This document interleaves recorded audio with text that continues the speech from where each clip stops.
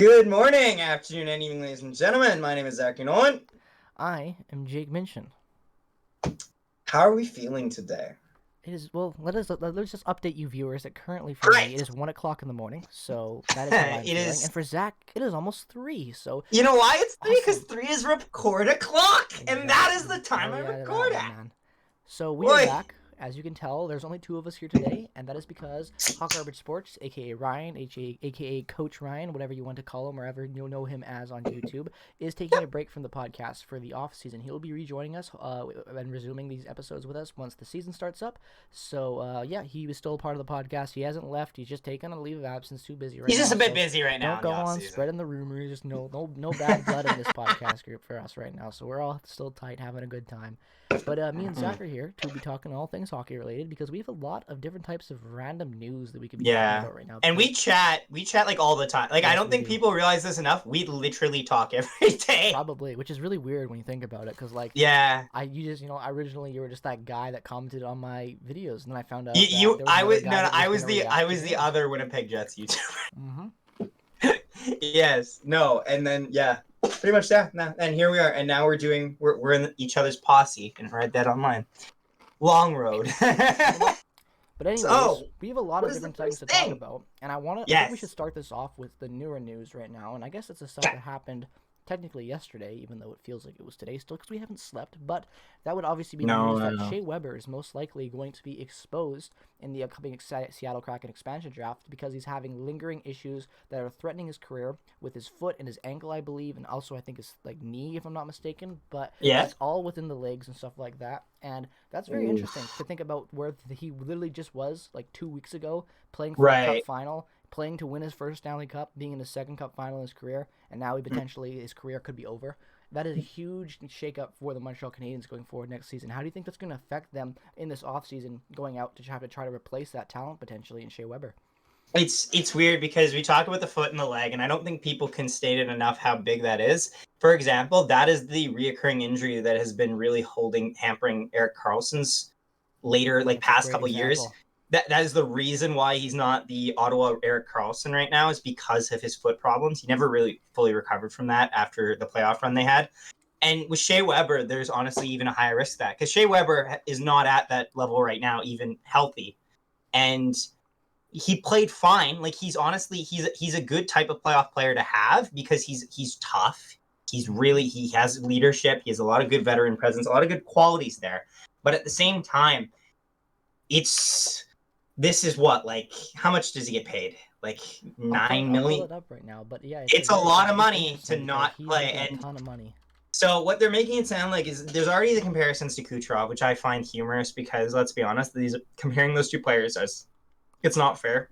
Well, currently right now, Shea Weber is signed to a $7.857 million contract, and it goes on until 2025, 2026. So a very long time left on that deal. So if he retires, potentially, you are going to be eating $7 million, almost $8 million for the next 4 years. Right. So what you're hoping is that and let's be honest, though, let's be clear here. He's not going to retire. They'll just send him to LTIR, I think. And he'll stay there.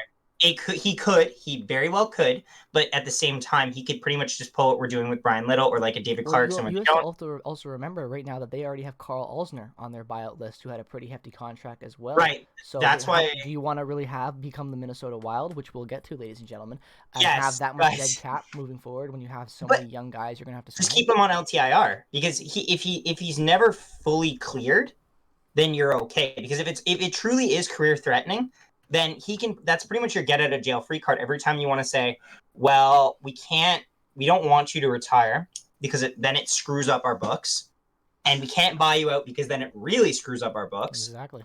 Just leave you on LTIR. You don't get an official closure, which kind of sucks, but at the same time, that kind of is more good for the team. That being said, a lot of players at that point in their careers just no, just let me retire. Well, exactly. And I'm currently just pulling up his card his advanced analytics card right now for Shea Weber.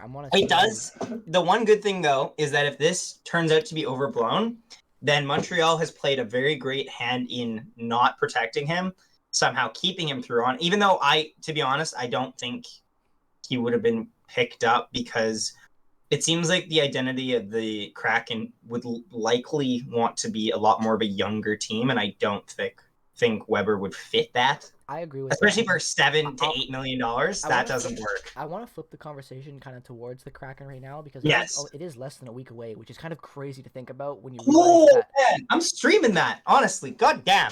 I will be streaming that too, so you'll be my guest. Hey, there you go. But gamers. We what do you call it? So yeah, I want to talk about that because a lot of people sure. I uploaded a video today, ladies and gentlemen. If you haven't already said it, go check it out, where I talk about the past trades that went down in the last expansion draft with the Vegas Golden Knights and why we won't see a lot of teams trading so willingly with Seattle this year because of the repercussions it had based off the trades that went down with Vegas. For example, a big one is the Anaheim Ducks trading Shea Theodore so that guys like Sami Vatanen and Josh Manson would be saved over him because they thought that those guys were more valuable at the time. So fun fact, contract or not, I don't know, but I'm just gonna fun fact on that one. I looked into that actually. Somebody pulled it up today. The guy who they actually picked, Clayton Stoner, literally retired that offseason. Yeah, he did. Like he retired in 2017. I'm like, they didn't even what? Well, but anyways, going forward from that, I want to talk about the Seattle because I really think people are going to be quite surprised by the direction that the Kraken are going to go with. I think the Kraken are going to go with a very young team, take as many young guys as they can, regardless of the success they've had in the NHL or even the AHL at this point, and build a young team and build through the draft. I really think that the way Ron Francis has, especially how well he was able to draft and build the Carolina Hurricanes, I really expect to see that type of mentality brought over to the Kraken. I don't expect to see a ton of moves where they're going to be getting in guys like Marchessault, getting in Riley Smith, Marc-Andre Fleury, Shea Theodore, all these other amazing players. Schmidt. None of these guys are going to be coming over to the Kraken this year. And when you look at the best players that they could potentially even draft, up until the buyouts of Zach Parise and Ryan Suter, you would have had probably Matt Dumba being the best player potentially available in the entire expansion draft. So if Matt Dumba is the best player you're going to get, I don't understand how that's a team that you think is going to win within 4 years. Like a lot of people think they will for some reason. And frankly, I don't even see. I'm not optimistic on that. I don't see them finishing above a lot of teams potentially with how they're going to draft. And it's not. And Kraken fans out there listening, we're not knocking your team here. In my opinion, I think it's a better way to go because when you look at what Vegas has done, Vegas is trying to win now. And if anything, they've had such great prospects, guys like Nick Suzuki. I can't remember the other defenseman name, even though I just made a video on him that they traded for Mark Stone and a bunch of other guys as well. They've had tons. Eric Brandstrom. Yes, thank you for that, Zach. They've had a ton of young players that have been so good already in their careers. They've traded away to bring in talent for now, and they still can't win. They could be messing up their chances in the long run. The problem with Vegas making the cup in their first year, and I don't think Seattle can do that. Well, the thing with Vegas is it's worth noting. Vegas, for all of its great players, it actually has a weird, unique problem. Its team is too good, like in terms of depth, to the point where they have a lot of prospects that can't play. Like they can't bring up Cody Glass. Yes. Yep. And for example, White Cloud gets sparing minutes when White Cloud is a solid prospect for defense. That guy who they brought in for one game and got a freaking hat trick as a defenseman, never played another game. I know you're talking about that Hughlin or whatever. Yeah. And I was like, what the? Why? Why would you not? That guy's offensive awareness in that one game alone was better than half of our blue line. He outscored Josh Morrissey. I know, exactly. What the hell? That's a problem that Vegas is having right now, is that they're going to be trading away even more younger assets because they're not playing them. Yeah. And then give it 4 years potentially down they're the road, also see what happens. You're going to get a lot older because let's be real. Looking at the guys right now, they're trading for big fish every year. Max Pacioretty is 32. William Karlsson is 28. Mark Stone is 29. Jonathan Marchessault is 30. Riley Smith is 30. Alex Tuck is already 25. They're going to move on from Riley Smith. Aging core. Very aging They're moving core. on from Riley Smith. So Riley Smith's contract is not good for them. They have one more year with Riley Smith at 5 Here's the thing with Vegas, though, is they've talked about this rumor as well. Dave Foley, who's in... I think it's Dave Foley, I think his name is. He is very impatient, and he wants to win a Stanley Cup. He pretty much has Ilitch syndrome from the Red Wings, where he just wants to win championships to the point where this team is going to collapse at one point. Yep. When they collapse, it is going to be hard. It could very well be like the Detroit Red Wings. The fans will collapse. Disappear. It's good. Well, for one thing, it'll test them. Also, the irony here is that we're talking about, like, I'm excited to see who Seattle picks. I'm nervous, obviously, but I'm also excited. And also, too, knowing that they're not going to be in our division kind of puts my mind a little more at ease. Even though Vegas, I had that too, and then look how that turned out. We saw them freaking anyway in the playoffs. Exactly. But I have Seattle at best finishing wild card 2, maybe wild card 1 at best. Me too. That's my best scenario. Here's the catch. The catch is that with the Pacific Division that we're going to see, it's really open. Like, other than a couple spots that are solid at the top, solid at the bottom. For example, even though I like a lot of the moves that LA made, I don't think they'll crack. Not yet. I think they're 5th or 6th in the division. Vegas will always be at the top. Maybe Anaheim's the question mark team. They have a lot of prospects, but they need to all hit their stride at the right time. That's the problem. They're not. Anaheim's prospects look like they're a bunch of guys that are like, but good. Anaheim right now has don't count your eggs before they hatch with the prospects. Right. They had tons of great prospects. They all brought them up at once, and none of them have clicked. Well, yeah, because they didn't have enough guys to help them through the door type thing. They still don't, and they still won't. They're not going to go out and get more talent to make these guys better. They're going to go with what they have, so they probably won't have much success. Vancouver is a question mark. I see Vancouver as problematic, especially if a lot of rumors are true that they want to trade for OEL. That is a bad move. That is a really bad move.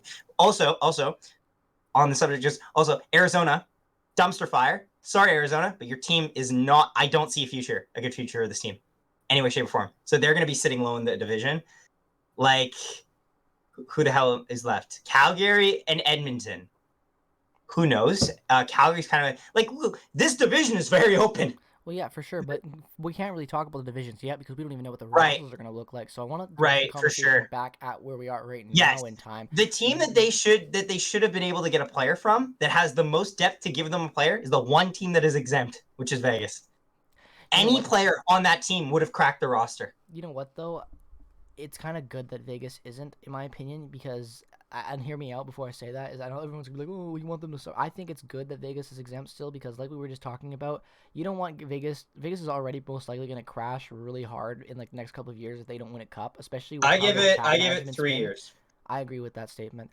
I think it's very close to that as well. And I honestly think that if they don't win a cup within those 3 years, they're going to crash really hard, and they need all the help they can get. So I understand why the NHL is doing that because they still need to keep that market viable, right? Like, you still need to look at the last 2 years, and it's hilarious. Every time they got to the third round, they were the huge favorite and got embarrassed in, first off, 5 games to the Dallas Stars. People forget 5. Yeah, I know. How do you lose in 5 to the Stars? In credit, that Dallas team was really good, and they should have. That Dallas team was very good. That Dallas team should have won the cup. That Dallas team literally did what they did to us. 5 games in a series that you expected to win in 6. Mm-hmm. And then they lose to Montreal, and everyone laughs at them because they systematically pissed that series away in Game 3 and then never got it back. Like, I've never seen such a team that looked so worse on paper dominate a team like they got dominated in Game 5. It was brutal. But yeah, no, like, looking at the Seattle team, there's a bunch of guys I would like to grab, but I don't know what are the types of ways that teams will be trying to defend those players. You know what I mean? Well, I don't think they will be defending those players. Like I said in the video, there's not going to be any teams trading with Seattle like what we saw in the past because it's. What do you see as the? Okay, so here's an interesting thought as well that I don't think gets mentioned a lot. What are the odds that how active do you think Seattle would be in the free agency market? Okay, this is from somebody that lives on the West Coast and yeah. Vancouver person. I've been to Seattle more times than I can count, and I love it down there. It's a great city, and I will just say this. If you have the potential to live on the Pacific West Coast in either Vancouver or Seattle, and Vancouver has already always been a hotbed for free agents because of how awesome it is out here. Duncan Keith actually lives there. Exactly. But they didn't want to give him an offer. Let me just clarify. If you have money, the Pacific Northwest is where you want to live. And these guys are going to get money, and they're going to want to come here. So I expect Seattle to be almost as hot of a free agent destination as Vegas. I really do. There's a bunch of goaltending prospects to look at. Or not prospects, but goaltenders to look at in terms that are hitting the UFA market. Also, another thing that people don't take into consideration is that Seattle has an amazing hockey market as it is without an NHL team. Like, I cannot tell you how many times that Seattle hosts tournaments for like all of the junior teams in Canada. Like, keep everyone going down. They're like massive tournaments. The Everett Silvertips, Seattle Thunderbirds. Like, there are so many. Portland Winterhawks just down the highway down in Oregon, which is not far as well.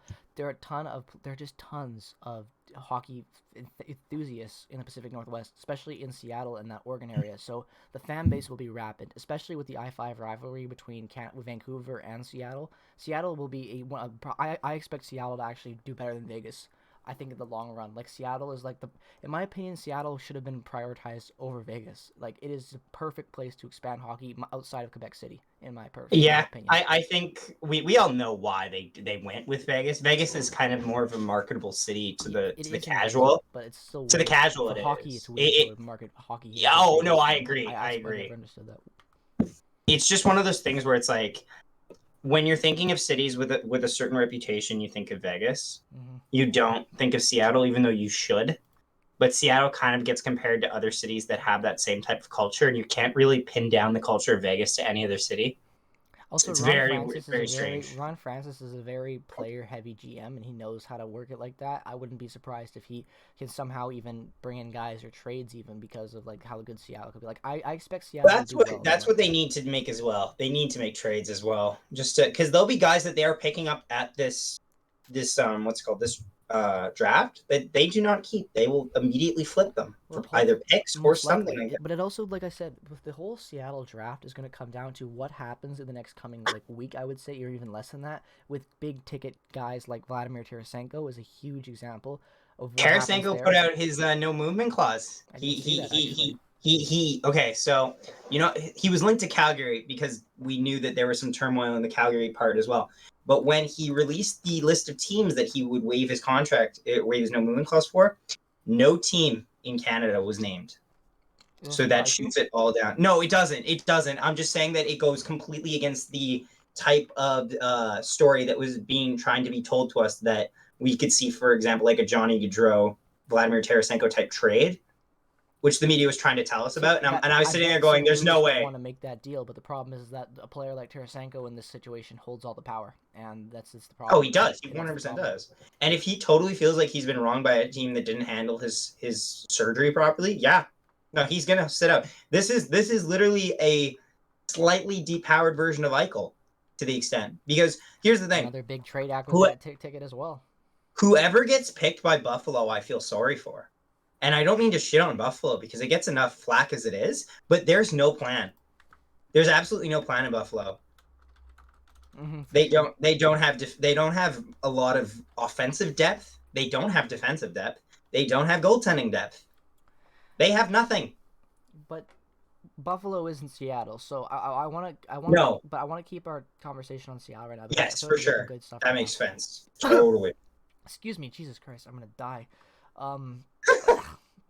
Excuse me. All right, back to the point I was trying to say is that I honestly lost my train of thought. Point being, the Seattle Kraken will be coming in very, very soon, ladies and gentlemen, and it'll be a very interesting draft. And I want to turn this now to the Winnipeg Jets side because, as you can tell, we are Jets fans, and we would like to share our thoughts on that because even though we've all made our opinions very clear about who gets protected and who should be protected and all that stuff, I want to ask you, kind of going into this last little stretch, I believe, actually, if I'm not mistaken, the protected list comes out tomorrow at midnight. Right. So we will know who is going to be exposed for a selection, which is going to be kind of scary when you think about like the midnight that just passed, or the midnight that we're midnight of for Friday, Friday. So tonight's midnight. Okay. But I want to ask you again, kind of going into it. Who do you want the Jets to lose? I know you don't want to lose anybody, but who is the guy that you would be okay with losing if because I don't want another Nick Suzuki 2.0 type of situation happening where we trade to protect these guys that were replaceable talents, and then we give up a really good draft pick to drop back like half of that to the late 20s. I don't want to do that. So my pick that we lose is probably a little bit of a tough one to stomach because of the season he had. I say probably Andrew Kopp. Kopp's the odd man out on me because here's the thing. He's replaceable. Even though I love his work ethic and all that, he's replaceable. And also, too, he occupies a spot on the roster that part of me wants to be replaced. Good? You were having a little bit of a technical difficulty there. You were lagging a little bit. Oh, but crap. We're okay now. No, but he's a replaceable guy, and he's one that I would like to see his spot replaced by players that, even though, and I know what you're going to say. You're going to say, yeah, but Zach, here's the thing. It's not going to happen. I know, Jake. But I can dream. You know what I'm going to say. I want to just not the way you think it's going to happen. Andrew Copp is going to be moved in a trade prior to the expansion draft. Bet. Ladies and gentlemen, you heard it here first. I guarantee you that, because you know why? Here's the situation, ladies and gentlemen. Andrew Copp is 1 year away from unrestricted free agency right now. He's currently still a restricted free agent, and he just had a career year. Winnipeg is going to offer him a deal most likely that is long-term, that will take him into his unrestricted free agency. He's not going to want to do that. Andrew Copp is going to want a 1-year deal at like $5 million or something like that, and then he's going to want a big payout after he proves he's still a top 6 guy. Because even though he had last year was decent top 6 production inconsistently, this year was his real first time being a top 6 winger for almost the whole season. Even though it was limited to 56-game season, he still played the top 6 more than he ever has in his career. So because of that, you're going to want him. He's going to want that big payday. Now, what the Jets need to do, sign him to a contract that is affordable for 1 year, so he can get his big payout after going into unrestricted free agency, and they need to move him for a defenseman. And I come back to what I was talking about weeks ago in swapping Andrew Copp for Vince Dunn. Both restricted free, unrestricted free agents. That's a name those rumors went quiet, didn't they? They did, but that's a guy who is, there's been lots of talks about him being the odd man out potentially there. St. Louis is not looking like they're in a ready spot to compete right now. I think you move Andrew Copp for St. Louis. St. Louis gets a younger guy that's hungry, that can play anywhere in the lineup, a guy that they kind of desperately need, and then they move the defense. Do they think they're rebuilding now? Get it too far. I think they will be. They can't. Okay, like they have. Here's the thing. Hold on. You'll take it. Okay, keep going. If we do that, that solves a defensive issue. We don't have to go out and sign anybody, and then we can put that money into finding a winger to replace Andrew Copp that is actually a top 6 capable guy. Because let me ask you this, Zach, and then I want to hear your thoughts on it. Yes. Do you think that we should let go Andrew Copp, either let him walk an expansion or whatever you have to do to make sure you don't commit a ton of money to him because he's not worth it, and then let Stastny walk? Put Cole Perfetti in that top 6 and find another experienced but capable guy in free agency or potentially in the trade market or whatever you can do to bring in a guy to shore up a bit. Because let me ask you this. Do you really want to see a top 6 next year of Kyle Connor, Blake Wheeler, Mark Scheifele on that top line, and then Nikolai Ehlers playing with who? PLD, maybe, even if he's even worthy of being a second-line center It's pretty much... It's Nikolai Ehlers. It is. Like, you've got no idea what to expect from Pierre-Luc Dubois anymore. Like, it's Nikolai Ehlers going up a mountain is what it is. So, like, what do you do with that second line? Like, we traded line to bring in stability, and you have no stability. You've got more questions than ever now in your top 6, and you bring in that second line. So does the other team, though. But yes, I see your point for sure. So it's what tough. Do you think that the Jets? Because now, like, really, people don't really realize it because the Jets are a small market team. They have one of the biggest crossroads out of any team this year in the NHL offseason because they made the second round. They got embarrassed, and they still have a ton of young, good talent and a good core and a top 5 goalie in the world. Hell, you could argue top 2 goalie in the world behind Vasilevskiy. Right. It's weird. Like, win the cup still with this core. Well, here's the thing. Like, people don't think enough on the Jets because here's the thing. It falls into 2 camps for people outside of Winnipeg. It falls into the camp of just thinking, the Jets look pretty good, and they'll just think that they'll sit. No. Just wait. They'll think they're good. They just think they're fine, like just good. So they think they're gonna occupy like a Minnesota Wild spot of making the playoffs. The other group thinks that the Jets are literally a one-man team and they will just die afterwards. And there's argument to that with Connor Hellebuyck being the one man. Currently, we are. But no, I hear that. But also too, it's not like saying that our team is destined to go sit in the basement. Like we play like it sometimes. But no, we're not. Like, there's too much potential here to not go unhit. The problem is that we kind of are a basement dweller.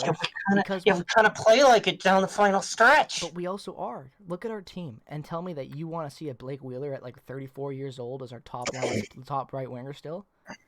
And I will bet anyone any amount of money that Blake Wheeler starts at the top line, still the exact same spot with the exact same line. There's no way Paul's going to change that. Watch the hockey gods. Just watch the hockey gods work some crazy-ass voodoo magic. Game 1, watch Nikolai Ehlers blast a shot that hits Blake Wheeler. Just watch. Watch after all of this offseason chaos where we just sit there and go, damn it, he's still R1. And he gets hit on the first game. Just watch. It'll be the hockey gods going, so about your budget, huh? And it will just be like, ah! But, like, the man, that man is going to be making an 8.5 or like something ridiculous amount of money. It's one of those things where you kind of wonder. He's not a top 6 guy, and that really fucks us over. We the Jets are held back by coaching and management decisions. Like for sure. If the Jets were, I'm just gonna say this, Jets. I would say primarily way, coaching. Guys, that's a Blake Wheeler jersey. I love Blake Wheeler. He's one of my favorite players. But I will not. And I say this with pride. If the Jets were a smart NHL team, they would get buyout Blake Wheeler right now. They would. It's the right decision to make. Blake Wheeler is not worth that cap hit. I don't care if he can put up 40, 45 points as a decent top 6 guy. He's not worth $8 million. And you have to pay him that for 5 more years. Sorry about that, ladies and gentlemen. He needs to have that. Yeah, he needs to have a freaking wake-up call on that. But he won't. Me again? It's not a wake-up call, Zach. That's what Blake Wheeler is now. He's older. He's the decline. And it's okay because you don't want who's the guy? So here's the thing. Who's the guy that you would like to lose to Seattle? Because I talked about mine. Logan Stanley? I see Mason Appleton as a top 6 guy for us in the future. I agree. I think look, my personal opinion, and I love Christian Vesalainen. At this point, with Christian Vesalainen, he doesn't have enough experience to really elevate his game. He's never going to be an NHL guy now because of how Paul Maurice has ruined his development. He's never even properly played at the AHL level. He spent more time providing the press box and the taxi squad than he has playing hockey in the last 2 years. He's giving me, you know what he's giving me? He's giving me like he's Nick not even Nick. Okay, I was gonna be a lot more positive than that. Jesus Christ, that's how I feel with him. You know what potential I've seen in him? The highest level of potential, and you could disagree, but the highest level of potential is like a Sam Reinhart right now, like where he catches some type of fire later, but even then it's because he's playing. Bro, Sam Reinhart only gets it because he's playing on Buffalo. I think he's a second line player. He's played 1 game in the top 6 in 3 years. Yeah. That he's not. I'm sorry, but that's. Lest we forget, Jansen Harkins played more games in the top 6. Actually, maybe the same amount of games in the top 6. Jansen Harkins was his first liner for like 3 games in a row last season. No, I remember. Like that's crazy. You know how I remember? It was when he played in that when they played against Edmonton that one game, and when they played against Buffalo that one time, and he got a nice assist, and I said, "Wow, that's nice," and then he was never seen again. And that's a consistent problem with the Jets. And we talk about this all the time. It's beating a dead horse, but unfortunately, Jets fans, until we all accept this reality, nothing will change. And we have to unite together to fight this mediocrity. Like, fans need to speak out. I don't live in Winnipeg, boys, so I don't get to go and go to every whiteout party. I don't get to get my voice heard like on the TV and all like that stuff. You guys need to go and bring those fire fucking Maurice signs and get those stuff on TV. Get the message talking, because that guy, I think he's a great coach for teams that are building a young team, but he's not a winner. Zach is lagging a little bit right there, so we're gonna wait for him to reconnect to the chat. God bless that Winnipeg Wi-Fi. But he won't. So we send him to the app. What? Oh man, is the Wi-Fi better, Jake? No. Oh my God, that was the craziest thing I've ever seen. You look like Rap God. Apparently not. So fast. Oh my God. Okay. Anyway, you're back now. But seriously, guys, like Paul Maurice needs to go. I just want to. We're gonna end the podcast really quickly. We've been talking a long time, a lot of different conversations. It's very late, but I want to end you guys on this, and just as Jets fans, let this stew in your brains. The only coach that has been tendered by a team longer than Paul Maurice is John Cooper.